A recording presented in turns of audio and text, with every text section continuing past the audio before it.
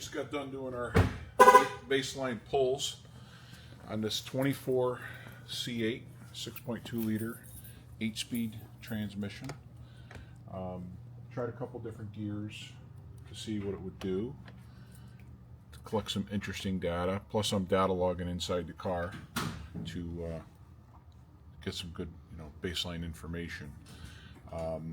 We did a pull in 4th gear first, and let me sort these out here. We got too many up there. So the first pull, okay.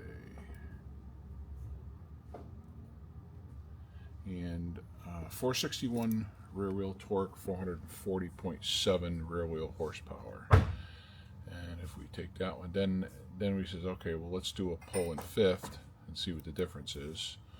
It made 440, which is interesting. So it lost like 20 foot-pounds of torque. It made the same horsepower. And then we says, well, let's see what 3rd does. So we took that out of there and we did a 3rd gear, and it made 468. So it showed more torque but less horsepower, 435. And because of the speed at which the car accelerates in 3rd gear, it brings the rev limiter in a little bit earlier. So, and then we did a final pull in 4th gear in 457, 436. So our 2 4th gear pulls, I'll put both of those up on here. And obviously one is cooler than the other, but within a couple of numbers, so it's it's good and consistent. And this is getting a Magnuson Supercharger package and their calibration, and we're going to be putting it back on the dyno and giving you final numbers. Oh yeah. So it'll be a great deal. We're excited to do these.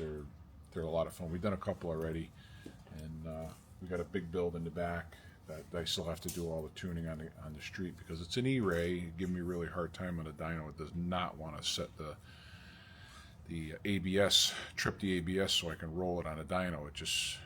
The traction control kicks in no matter what I do. Doesn't want to hear anything about it.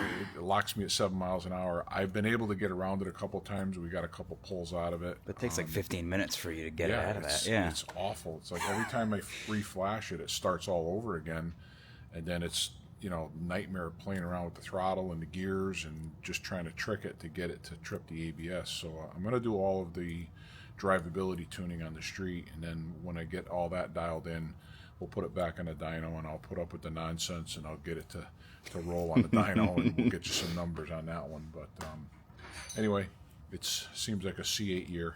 It is. So, and on top of that, HV Tuners just came out with Z06 and ZR1 tuning, so that'll be real interesting soon too. Those two. Oh yeah.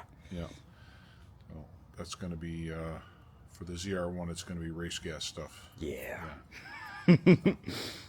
Anyway, thanks for hanging out with us, guys, and have a great day. Thank you guys for watching. Stay tuned.